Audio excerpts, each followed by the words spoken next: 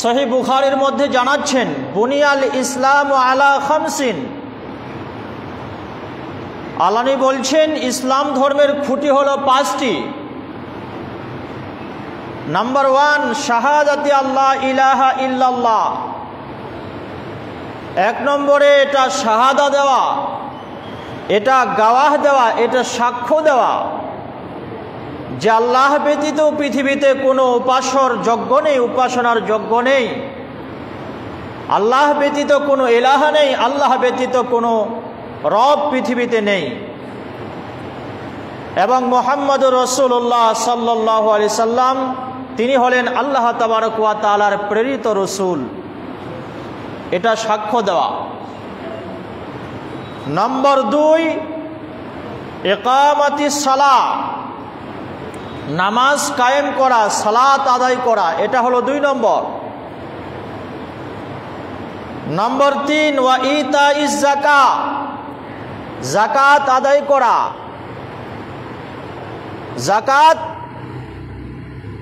যাকাত মানে হলো পবিত্র, যাকাত মানে হলো পাক।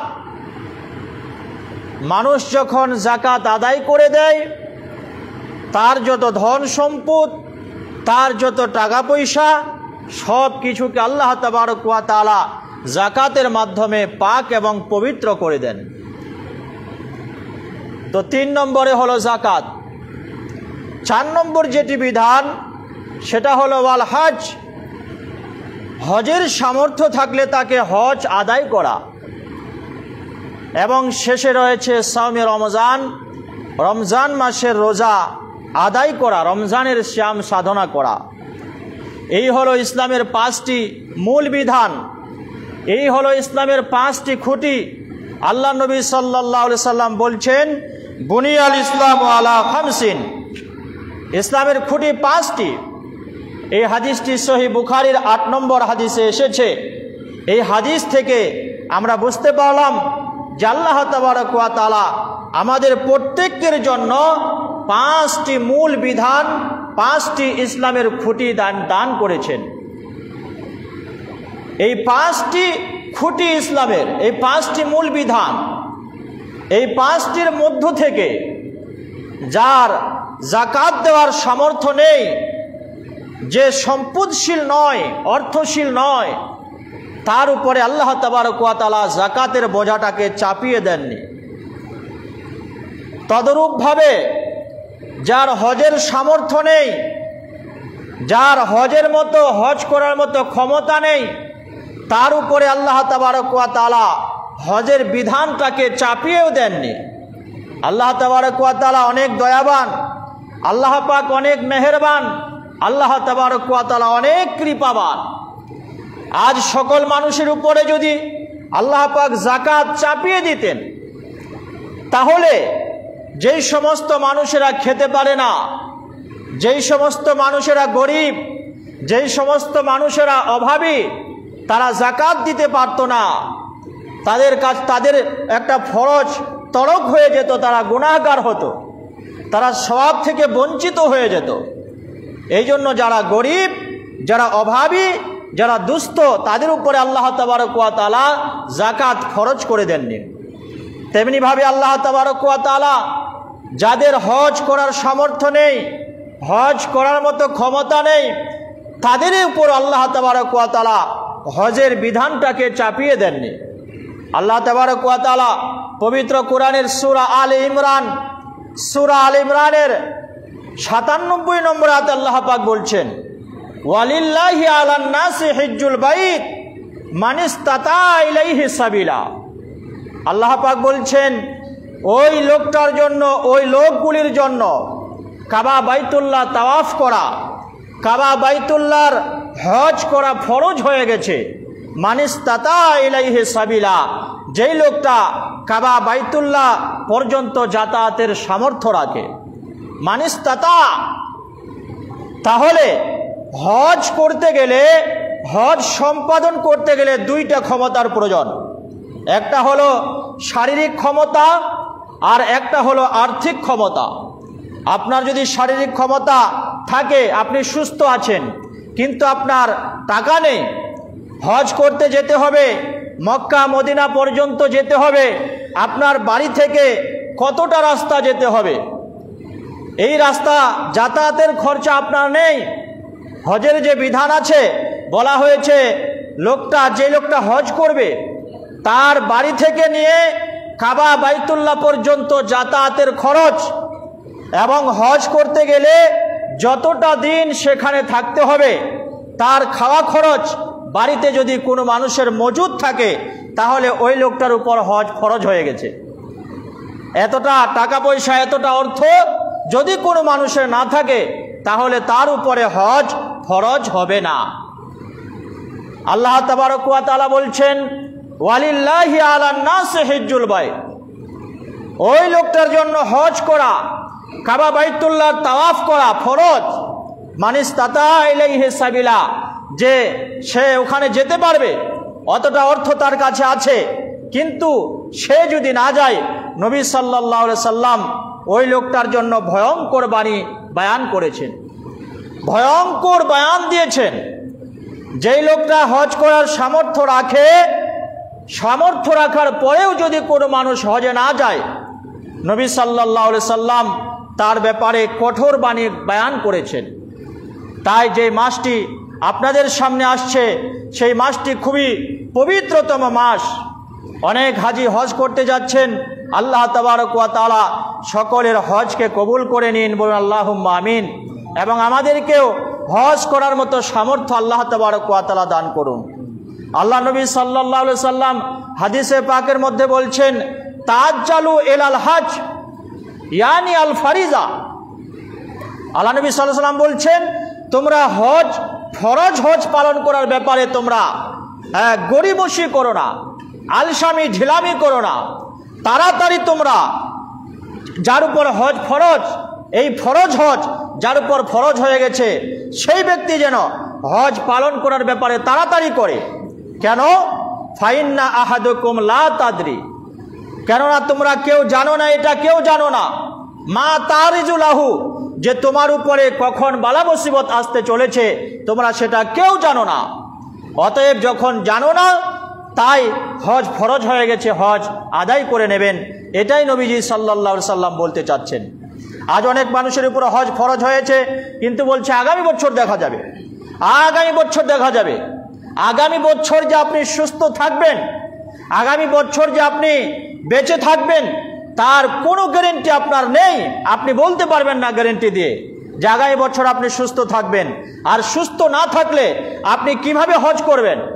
এই জন্য নবী সাল্লাল্লাহু আলাইহি ওয়াসাল্লাম বলছেন, ফাইন্না আহাদুকুম লা তাদরি, তোমরা এটা কেউ জানো না, মা তারিজুলাহু, যে তোমার উপরে কখন বিপদ আসতে চলেছে কেউ জানো না। অতএব যখন জানো না, আগামীর এলেম তোমার কাছে নেই, আগামীর জ্ঞান তোমার কাছে নেই, আগামীতে কি কি হতে চলেছে তোমার সাথে তুমি এটা যখন জানো না, অতএব যখন তোমার হজের সামর্থ্য বর্তমান আছে, আপনি হজটা আদায় করে নেবেন। আল্লাহ নবী সাল্লাল্লাহু আলাইহি সাল্লাম আরও একটি হাদিসে পাকের মধ্যে জানাচ্ছেন, আল্লাহ নবী সাল্লাল্লাহু আলাইহি সাল্লাম বলছেন, হাদিসটি বয়ান করছেন হযরতে আব্বাস রাদিয়াল্লাহু তাআলা আনহু। তিনি বলছেন, খাতাবানা রাসূলুল্লাহ সাল্লাল্লাহু আলাইহি সাল্লাম, আল্লাহ নবী সাল্লাল্লাহু আলাইহি সাল্লাম আমাদের সামনে বয়ান দিলেন, আমাদেরকে বললেন, কি বললেন? ইয়া আইয়ুহান নাস, হে মানুষ সকল, হে মানব সম্প্রদায়, ইন্নাল্লাহা কাতাবা আলাইকুমুল হজ, নিশ্চয় আল্লাহ তাবারক ওয়া তাআলা তোমাদের উপর হজ ফরজ করে দিয়েছেন। এই মানুষগুলো, শ্রোতাগুলোর মধ্য থেকে একটা মানুষ ছিলেন, তার নাম হচ্ছে আকরা ইবনে হাবিস। ফাকামা আকরা ইবনে হাবিস রাদিয়াল্লাহু তাআলা আনহু। আল্লাহ নবী সাল্লাল্লাহু আলাইহি ওয়াসাল্লামের এই কথাটা শোনার পরে আকরা ইবনে হাবিস রাদিয়াল্লাহু তাআলা আনহু দাঁড়িয়ে গেলেন। সুম্মা কাল, তারপরে তিনি বললেন, আফি কুল্লি আমিন ইয়া রাসূলুল্লাহ, হে আল্লাহর নবী, হজ কি আমাদেরকে প্রতি বছর আদায় করতে হবে? আমার প্রতি বছর হজ করার সামর্থ্য আছে, আমি এত টাকাওয়ালা, আমি এত অর্থশীল, এত ধনবান যে আমি প্রতি বছর হজ আদায় করতে পারবো। তাফি কুল্লি আমিন ইয়া রাসূলুল্লাহ, তো আমার উপরে কি আল্লাহ তাবারক ওয়া তাআলা প্রতি বছর হজ আদায় করার কথা বলছেন? আল্লাহ নবী সাল্লাল্লাহু আলাইহি সাল্লাম বলছেন, লাউ কুনতুহা লাওয়াজাবাত আলাইকুম, হে সাহাবারা, আমি যদি তোমাদের মাঝখানে বলি যে হ্যাঁ তোমাদেরকে প্রতি বছর হজ আদায় করতে হবে, লাওয়াজাবাত, তাহলে আল্লাহ তাবারক ওয়া তাআলা অবশ্যই তোমাদের জন্য এটা ওয়াজিব করে দেবেন। ওয়ালাউ ওয়াজাবাত, আর যদি এটা তোমাদের উপর ওয়াজিব হয়ে যায় তাহলে তোমরা কি হবে? তোমরা সমস্যার সম্মুখীন হবে। লাম তাস্তাতিউ আন তা'মালু বিহা, তোমরা এটার উপরে আমল করতে পারবে না, প্রতি বছর হজ আদায় করতে পারবে না। ওয়ালাম তাস্তাতিউ বিহা, এবং এটা করা সম্ভবও নয়। অতএব আল হজ্জ মাররাতান, হজ জীবনে একবার আদায় করাটাই ফরজ। ফামান জাদা, যদি কেউ বেশি করে বারবার করে, তো আল্লাহ নবী সাল্লাল্লাহু আলাইহি ওয়াসাল্লাম বলছেন ফামান জাদা ফাতাতাউ, যদি কেউ একাধিকবার করে বারবার করে তাহলে তার জন্য এটা নফল হবে এবং আল্লাহ তাবারক ওয়া তাআলা তার জন্য বাড়তি সওয়াব দান করবেন। তাহলে এই হাদিস থেকে আমরা বুঝতে পারলাম হজ জীবনে একবার আদায় করা ফরজ। এরপরে যদি আপনি আদায় করেন তাহলে এটা হবে আপনার জন্য নফল, এবং নফলের সওয়াব, নফল মানে হলো বাড়তি, নফল মানে হলো বাড়তি, আল্লাহ তাবারক ওয়া তাআলা আপনাকে বাড়তি সওয়াব দান করবেন। আরও একটি হাদিস আমি আপনাদের সামনে হজের ব্যাপারে বয়ান করি। আল্লাহ নবী সাল্লাল্লাহু আলাইহি সাল্লাম এই হাদিসটির মধ্যে বলছেন, হাদিসটি বয়ান করছেন হযরতে ইবনে উমর রাদিয়াল্লাহু তাআলা আনহু। তিনি বলছেন, কি বলছেন? আল্লাহ নবী সাল্লাল্লাহু আলাইহি ওয়াসাল্লাম বলছেন, লাকাদ হামামতু আন আবাসা রিজালান ইলা হাযিহিল আমসার।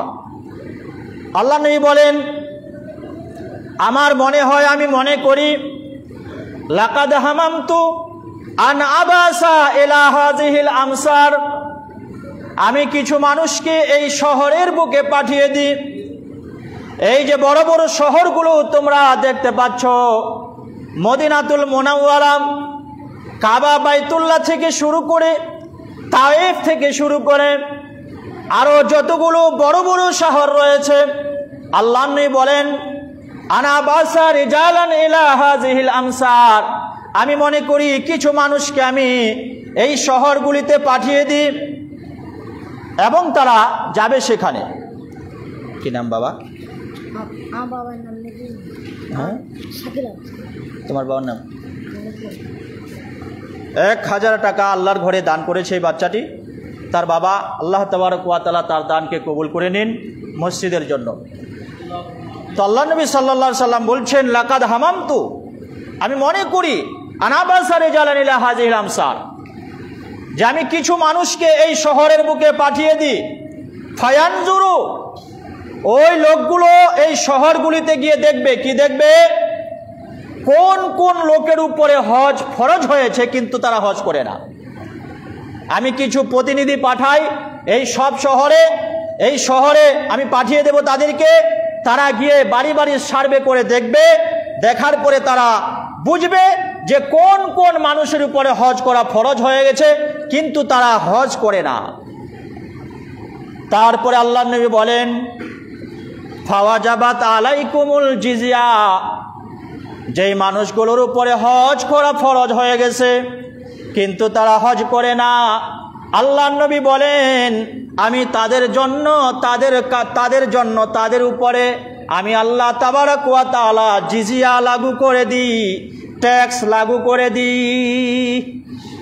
আল্লাহ নবী বলছেন, যারা হজ করার সামর্থ্য আছে কিন্তু হজ করে না, আল্লাহ নবী বলছেন, ফায়াদরিবু আলাইহিমুল জিজিয়া, আমি আল্লাহ পাক তাদের জন্য ট্যাক্স লাগু করে দেব, জিজিয়া লাগু করে দেব।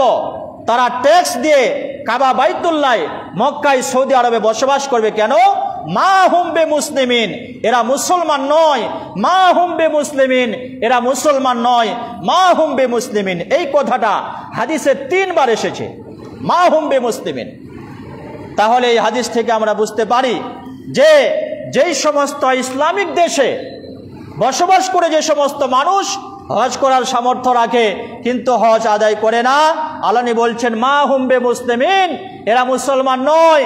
এদেরকে কি করতে হবে?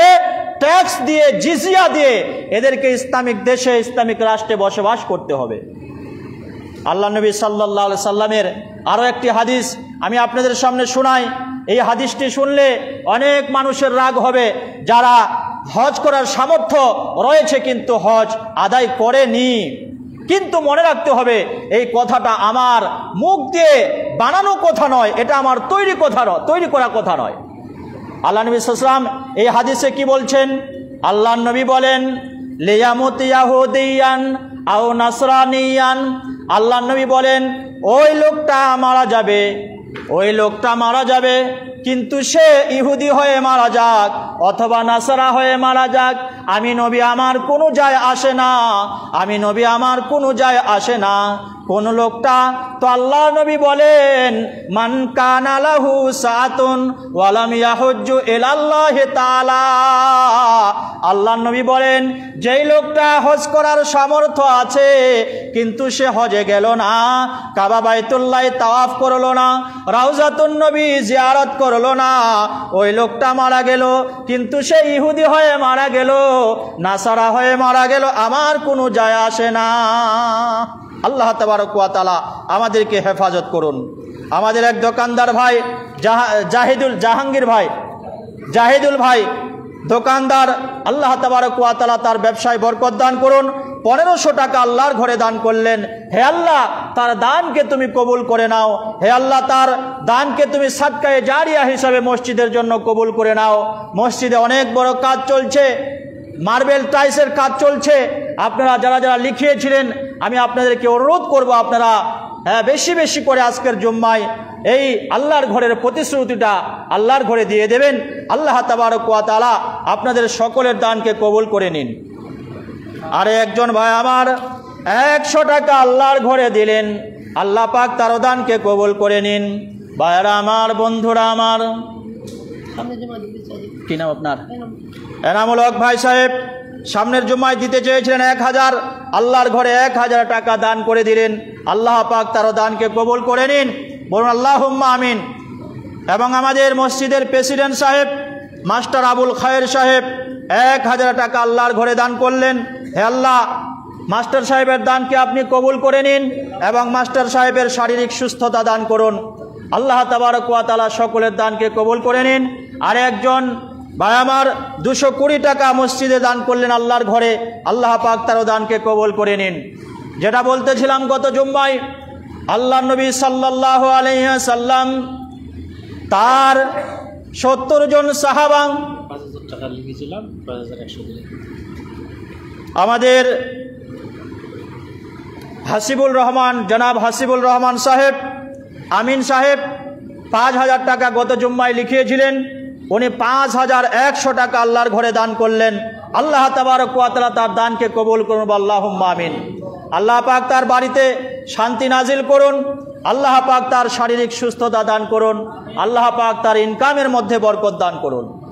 আল্লাহর নবীর 70 জন সাহাবা, যেটা গত জুম্মার আগের জুম্মায় বলেছিলাম, বাদশাহ ইবনে সারওয়ারের জেলখানায় বন্দী হয়েছে 70 জন সাহাবা। ইবনে সারওয়ার সকালবেলায় কি ঘোষণা করলেন? এই 70 জনকে তোমরা ফাঁসির কাস্টে ঝুলিয়ে দাও, এদেরকে কোনো ছাড় হবে না, রাখা হবে না, ফাঁসির কাস্টে ঝুলিয়ে দাও। ফাঁসির এলান হয়ে গেল। 70 জন সাহাবা বাড়ি ঘর ছেড়ে, বিবি বাচ্চা ছেড়ে ইবনে সারওয়ারের জেলখানায় বন্দী হয়ে আছে। এমন সময় একজন প্রহরী এসে দাঁড়িয়ে বললেন, ও আল্লাহ নবীর সাহাবারা, কিছুক্ষণের মধ্যে তোমাদেরকে ফাঁসির কাস্টে ঝোলানো হবে। তো তোমাদের কি শেষ কোনো ইচ্ছা আছে? তোমাদের কি শেষ কোনো আকাঙ্ক্ষা আছে বলতে পারো? হযরতে সাঈদ রাদিয়াল্লাহু তাআলা আনহু তিনি 1 পা 2 পা করে বাদশার কাছে এগিয়ে আসলেন। বাদশার কাছে এগিয়ে আসলেন। আসার পরে বললেন, বাদশাহ জাহাপানা, আমার একটা শেষ ইচ্ছা আছে, আমার একটা শেষ আকাঙ্ক্ষা আছে। সেটা হলো এই যে আমি যখন হজের জন্য বের হচ্ছিলাম, আমি যখন জিহাদের জন্য বের হইতেছিলাম, আমার স্ত্রী তখন বলেছিলেন, হে আমার স্ত্রী, আমার স্বামী গো পাননাপ, আপনি হজে চলে যাচ্ছেন, আপনি চলে যাচ্ছেন জিহাদে, আপনি চলে যাচ্ছেন লড়াইয়ের ময়দানে। আমি এখন অন্তঃসত্ত্বা, আমার পেটে বাচ্চা আছে, আমি এখন বাচ্চার মা হতে চলেছি। একটা নারীর কত বড় যন্ত্রণা, সেই দুঃখের সময় যদি স্বামী না থাকে, এটা কত বড় দুঃখের সময়। হে স্বামী, আপনি চলে যাচ্ছেন আল্লাহর রাস্তায়, আমার কাছে কে থাকবে? হযরতে সাঈদ বলেন, ওগো বাদশাহ জাহাপানা, আমি তখন আমার স্ত্রীকে বলেছিলাম, ইন্নাল্লাহ মানা। আবুল কাসিম ভাই সাহেব মসজিদের সেক্রেটারি 2000 টাকা দিয়ে দিলেন। হে আল্লাহ, তার দানকে তুমি কবুল করে নাও, তার ব্যবসা বাণিজ্যকে তুমি বহুগুণে বাড়িয়ে দাও। হে আল্লাহ, তার দানকে তুমি সাদকায়ে জারিয়া করে দাও। ইবনে সারওয়ার বললেন, না না, তুমি কি বলতে চাও বলো। বলছে, বাদশাহ জাহাপানা, আমাকে অল্প সময় দিন, আমি বাড়ি যাব, আমার সেই কচি বাচ্চাটার কপালে চুম্মা দেব, তাকে একটু আদর করব, যত্ন করে দেব। আমাদের বাচ্চা ভাই সাহেব 1500 টাকা দিলেন, গত জুম্মায় দিয়েছেন 500। আল্লাহ পাক তার দানকে কবুল করে নিন। আমাদের আমিরুল মিস্ত্রি ভাই সাহেব 500 টাকা দিলেন। হে আল্লাহ, সকলের দানকে তুমি কবুল করে নাও, সকলের ব্যবসা বাণিজ্যকে তুমি বাড়িয়ে দাও, সকলের কাজ ইনকামের মধ্যে বরকত দান করো। বলছে, তুমি কি বলতে চাও? আর একজন ভাই আমার 100 টাকা দিলেন। হে আল্লাহ, ভাইয়ের দানকে তুমি কবুল করে নাও। কি বলতে চাও বলো। বলছে, আমাকে অল্প সময় দেন, আমি বাড়ি যাই, আমার ছোট্ট বাচ্চাটার দেখা করে আসি। ইবনে সারওয়ার বললেন, খাঁচার পাখি যদি যাই রে উড়িয়া, তুমি চালাকি দিও না, ছুটে পালানোর চেষ্টা করো না। খাঁচার পাখি যদি যাই রে উড়িয়া, কবু সে খাঁচায় না আসে ফিরিয়া। তোমাকে আমি ছেড়ে দেব, তুমি চলে যাবে, ফাঁসির ভয়ে পালাচ্ছ, এটা তোমাকে আমি সময় দেব না। বলছে, বাদশাহ, তোমার পায়ে পড়ি গো বাদশাহ, অল্প সময় দেন। বাদশাহ বলল, তোমার নাম কি? বলল, আমার নাম হলো সাঈদ। বাদশাহ বলছে, আচ্ছা ও সাঈদ, আমি একবার আমি বিপদে পড়ে গিয়েছিলাম, আমি ব্যবসা করতে গিয়ে বিপদে পড়ে গিয়েছিলাম।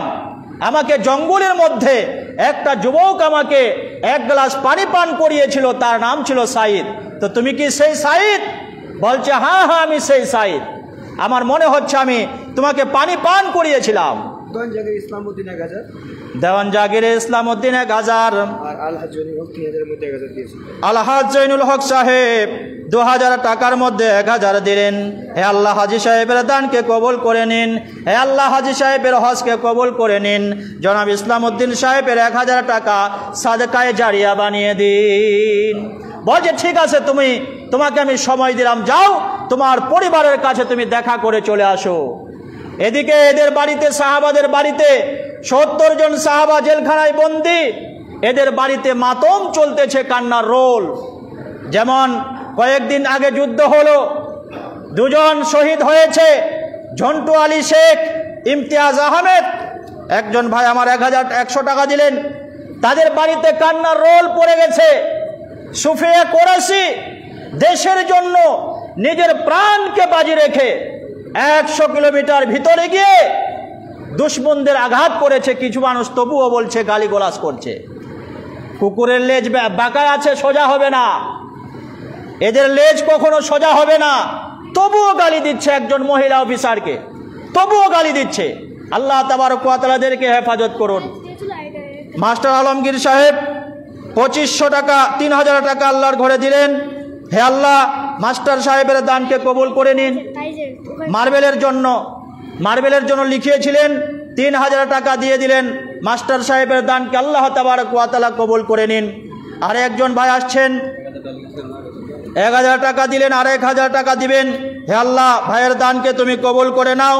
আল্লাহ পাক তার ব্যবসা বাণিজ্যের মধ্যে বরকত দান করুন। আমাদের মাস্টার মশাই আসছেন, একে ফজল ইসলাম সাহেব মার্বেলের জন্য 1000 টাকা আল্লাহর ঘরে দান করলেন। আল্লাহ পাক মাস্টার সাহেবের দানকে কবুল করে নিন। আল্লাহ পাক মাস্টার সাহেবের সন্তানদেরকে উচ্চ শিক্ষা অর্জন করার তৌফিক দান করুন, আল্লাহুম্মা আমিন। আসুন ভাইয়ারা আমার, আল্লাহর ঘরের জন্য আমরা কিছু কোরবানি করে যাই। আমাদের সুলাইমান সাহেব নানাজি 2000 টাকা আল্লাহর ঘরে দান করলেন। আল্লাহ পাক সুলাইমান সাহেবের দানকে কবুল করে নিন। সুলাইমান একজন নবী ছিলেন, তো সুলাইমান বাদশাহ, এত বড় বাদশাহ, তার সিংহাসন আকাশে উড়াতো। এত বড় বাদশাহ জিনেদেরকে বলতো, ও জিনেরা, অমুক একটা বড় সাগর, তার মাঝখানে আমি একটা ফ্ল্যাট তৈরি করব। জিনেরা মুহূর্তের মধ্যে গিয়ে সেই কাজ সম্পাদন করে দিত। বাদশাহ সুলাইমান একদিন বললেন, আল্লাহর কাছে বললেন, আল্লাহ, আমি পুরো বিশ্বের সকল জানোয়ারকে, পশু পাখিদেরকে, পুরো বিশ্বের পশু পাখিদেরকে আমি এক ওয়াক্ত খাবার খাওয়াতে চাই। মানুষদেরকে খাওয়াতে পারবো না, অতটা সম্পদ আমার নেই। পুরো বিশ্বের যতগুলো চতুষ্পদ জানোয়ার আছে এদেরকে আমি এক ওয়াক্ত খাবার খাওয়াবো। আল্লাহ পাক বললেন, সুলাইমান, এটা তোমার ডিউটি নয়, খাওয়ানোর ডিউটি তোমার নয়, তুমি পারবে না। আমি চ্যালেঞ্জ করছি, তুমি এটা পালন করতে পারবে না। তিনি অনেক পীড়াপিড়ি করলেন, আল্লাহ আমাকে এজাজত দিন, আমি সকল প্রাণীকে এক ওয়াক্ত খাওয়াবো, বেশি খাওয়াবো না, মাত্র এক ওয়াক্ত। আল্লাহ পাক বললেন, সুলাইমান, যেহেতু তুমি বারবার বলছো, যাও, তুমি প্রস্তুত হও, তুমি রেডি হয়ে যাও। কিভাবে খাওয়াবে? এক ওয়াক্ত খাবার পুরো বিশ্বের চতুষ্পদ জানোয়ারকে খাওয়াবে। যাও, আমি তোমাকে অর্ডার দিয়ে দিলাম। সুলাইমান আলাইহিস সালাতু ওয়াস সালাম, ওই দিনটা চলে আসলো যেদিনকে খাওয়াবে। সুলাইমান আলাইহিস সালাতু ওয়াস সালাম রেডি হয়ে গেছে। একদিকে লাইন লাইন করে পশু পাখিরা লাইন দিয়েছে খাওয়ানোর জন্য, একদিকে কুকুরের লাইন, একদিকে শিয়ালের লাইন, একদিকে সিংহের লাইন, একদিকে অন্য পাখি, পশু পাখি সবাই লাইন দিয়েছে। হাতি, ঘোড়া, জানোয়ার, তিমি মাছ সবাই লাইন দিয়েছে। খাওয়ানো রেডি হবে, খাওয়ানো প্রস্তুতি হবে, শুরু হবে, স্টার্ট হবে খাওয়ানো। এমন সময় একটা তিমি মাছ লাইন ভেঙ্গে একেবারে সুলাইমান বাদশার সামনে চলে আসলেন। সুলাইমান আলাইহিস সালাম বলেন, এই তুমি কি আদর্শ বুঝো না? তুমি কি সিস্টেম বুঝো না? দেখতে পাচ্ছ সবাই লাইন লাইন করে দাঁড়িয়েছে, আর এত বড় তিমি মাছ তুমি লাইন ভেঙে আমার কাছে চলে আসলে কেন? বলছে, বাদশাহ জাহাপানা, আমি লাইন টাইন দেব না। রাজ্জাক হাবিব সাহেব 500 নগদ, 500 বাকি। আশিরুল ভাই সাহেব 1000 টাকা দিলেন। আরো এক ব্যক্তি 100 আল্লাহর ঘরে, আর একজন ভাই আমার 100 টাকা আল্লাহর ঘরে দান করলেন। তো তিমি মাছটা বলল, বাদশাহ জাহাপানা সুলাইমান, আমি অত সিস্টেম জানি না, আমি কয়েক মাস ধরে না খেয়ে আছি, আমার পেট একদম না খেয়ে একদম আমি অসুস্থ হয়ে পড়েছি, আমার কলিজা পিপাসায় তৃষ্ণার্ত হয়ে গেছে, আমি অত লাইন টাইন বুঝি না, তুমি খাওয়াবে খাওয়াও, না খাবে না খাওয়াও, আমি যদি না খেয়ে মরে যাই তোমাকে কিন্তু আল্লাহর কাছে জবাব দিতে হবে, তুমি খাওয়াতে চেয়েছো। সুলাইমান আলাইহিস সালাতু ওয়াস সালাম বিপদে পড়ে গেলেন, কিভাবে খাওয়াবো? যদি না খাওয়াই তাহলে মরে যাবে, আল্লাহর কাছে জবাব দিতে হবে। আমি এক ওয়াক্ত খাবার খেয়েছি, না খেয়ে একটা পশু মরে গেছে, কি জবাব দেব? আর লাইন ভঙ্গ করে তুমি এসেছো, তোমাকে আগে খাবার দিলে ওরা কষ্ট পাবে, কি করব এখন? সুলাইমান আলাইহিস সালাতু ওয়াস সালাম তিমি মাছটাকে খাবার দিলেন। যারা খাবার মেনটেন্স করছিলেন, যারা খাবার পরিবেশন করছিলেন, তাদেরকে বলেন, এই তিমি মাছটাকে তোমরা খাওয়াও। তিমি মাছটাকে খাবার দিয়ে যাচ্ছে, তিমি মাছ খেয়ে যাচ্ছে, পেট ভরে না। যারা পরিবেশন করতেছিলেন, বাদশা জাহাপানা, কি ব্যাপার? যত খাবার রেডি করেছি মনে হচ্ছে এ তো একাই খেয়ে নেবে। বলছে, কেন? বলছে, পেট ভরে না। বলছে, আচ্ছা বড় বড় তিমি মাছগুলো ফ্রাই করে ঢুকাও। ঢুকাচ্ছে, বিরিয়ানি দিচ্ছে, যা যা খাবার রেডি করা হয়েছে সব খাবার। আর একজন 500 টাকা আল্লাহর ঘরে দিলেন মার্বেলের জন্য। আল্লাহ তাবারক ওয়া তাআলা তার দানকে কবুল করে নিন।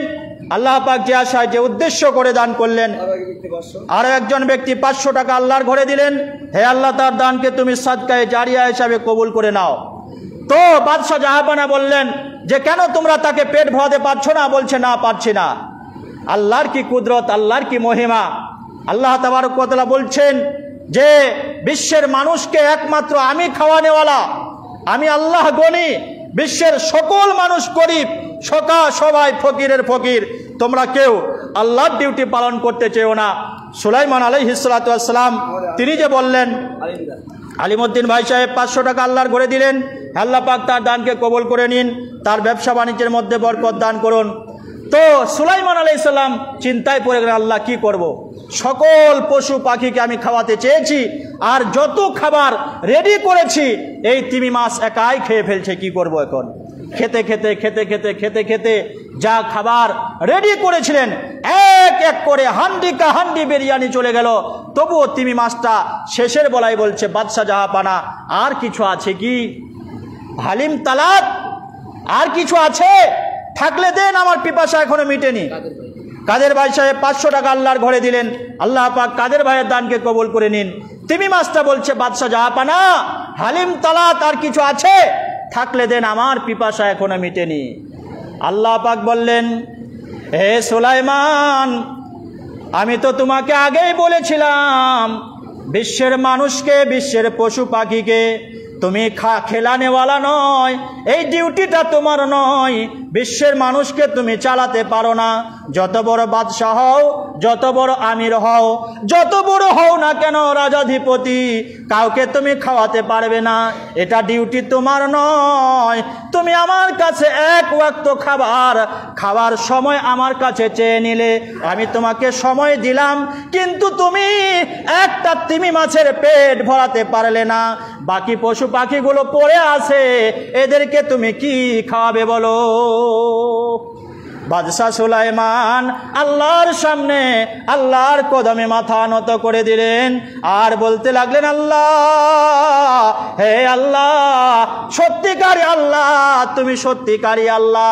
তুমি যদি না থাকো বিশ্বের পশু পাখি কেউ বাঁচতে পারবে না। আলিমউদ্দিন সাহেব 3000 টাকা লিখিয়েছেন, 100 দিলে 1000 দিলেন।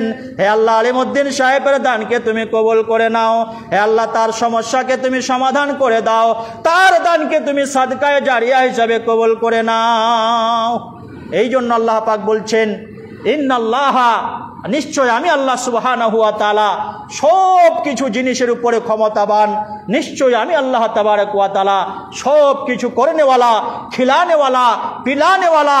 তুমি এটা মনে করো না যে আমি সুস্থ আছি বলে, আমার টাকা আছে বলে, আমার পয়সা আছে বলে, আমার ধন দৌলত আছে বলে আমি খেতে পারছি, বেঁচে আছি, এটা কখনো মনে করা যাবে না।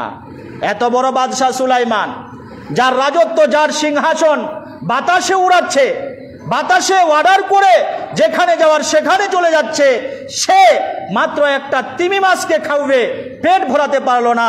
আমরা কিভাবে বলি আমি সব কিছু করি? আমরা কিভাবে বলি আমি অল ইন ওয়ান? আমরা কিভাবে বলি আমি আমার ফ্যামিলিকে চালাই? আমি কিভাবে বলি আমি আমার ফ্যামিলিটাকে মেনটেন্স করি? মেনটেন্স করেনেওয়ালা আল্লাহ, খিলানেওয়ালা আল্লাহ, চালানেওয়ালা আল্লাহ। আমি মাত্র একটা উপলক্ষ ছাড়া আর কিছু নয়, অন্য কিছু নয়। এই জন্য আল্লাহ তাবারক ওয়া তাআলার কাছে আমরা রুজু হয়ে যাই। আল্লাহ সুবহানাহু ওয়া তাআলা পবিত্র কোরআনে জানাচ্ছেন, হে মুসলমানেরা, হে মুসলমানেরা, ওয়াতাসিমু বিহাবলিল্লাহি জামিয়া, হে বিশ্বের মানুষেরা, তোমরা সবাই আল্লাহর রুজুটাকে শক্ত করে ধরো। তোমরা সবাই আল্লাহর রশিটাকে শক্ত করে ধরো। ওয়ালা তাফাররাকু, আর তোমরা নিজেদের মাঝখানে ফেরকাবাজি করো না, নিজেদের মধ্যে দলাদলি করো না, নিজেদের মধ্যে তোমরা ছোটাছুটি করো না। আমি আল্লাহ তাবারক ওয়া তাআলা, এটা করলে তোমরা কখনো কামিয়াব হতে পারবে না। এটা করলে তোমরা যেখানে যাবে সেখানে পরাস্ত হবে, যেখানে যাবে সেখানেই লাঞ্ছিত বঞ্চিত হবে। কি নাম? হ্যাঁ, এমডি গুলশান রেজা 1000 টাকা আল্লাহর ঘরে দান করলেন। হে আল্লাহ, গুলশান রেজার দানকে তুমি কবুল করে নাও। যে আশায়, যে উদ্দেশ্য করে মসজিদে দান করলেন, আল্লাহ পাক তার আশা উদ্দেশ্যকে সফল করে দিন। বা আর কেউ দেনেওয়ালা আছেন? মসজিদের কাজ চলছে, আপনারা জানেন মার্বেলের কাজ চলছে, প্রায় 5টা লাইন কমপ্লিট হওয়ার দিকে।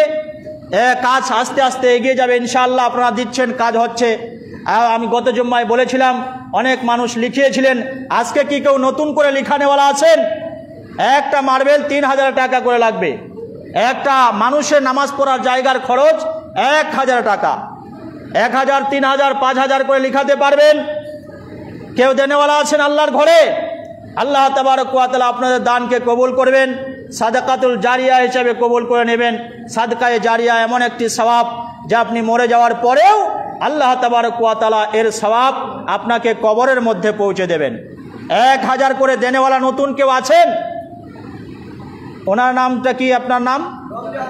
রমজান ভাই 1000 টাকা দেবেন। একটা মার্বেলের দাম 3000। বাবর আলী, মার্বেল না 1000? একটা মার্বেল উনি দেবেন 3000 টাকা। আল্লাহ পাক তার দানকে কবুল করে নিন। আরও কেউ দিতে পারবেন ভাই 1000 অথবা 3000 করে, বা তার থেকেও বেশি দিতে পারেন। আল্লাহর ঘরের জন্য একটা মার্বেল 3000 টাকা, এক ব্যক্তির নামাজ পড়ার খরচ 1000 টাকা। আর কেউ আছেন দেনেওয়ালা? আল্লাহ তাবারক ওয়া তাআলা আপনাদের সকলের দানকে কবুল করে নিন। মসজিদে মাদ্রাসায় বেশি বেশি করে দান খয়রাত করার তৌফিক দান করুন, কারণ এটাই হলো শেষ ঠিকানার জারিয়া, আখেরি মঞ্জিল যেটা কবর। সেই কবরে আমাকে এই দান সদকায় পার করবে। এটাই হবে আমার পাথেও, এটাই হবে আমার জরিয়া, এটাই হবে আমার হাতিয়ার। এই জন্য আমরা বেশি বেশি করে দুনিয়াতে বেঁচে থাকা অবস্থায়, কি নাম? মজিরুল ইসলাম। গত জুম্মায় 500, আজকে দিলেন 500। আল্লাহ পাক তার দানকে কবুল করে নিন। চলুন, একটা বেজে গেছে, শূন্যতা দেখবেন।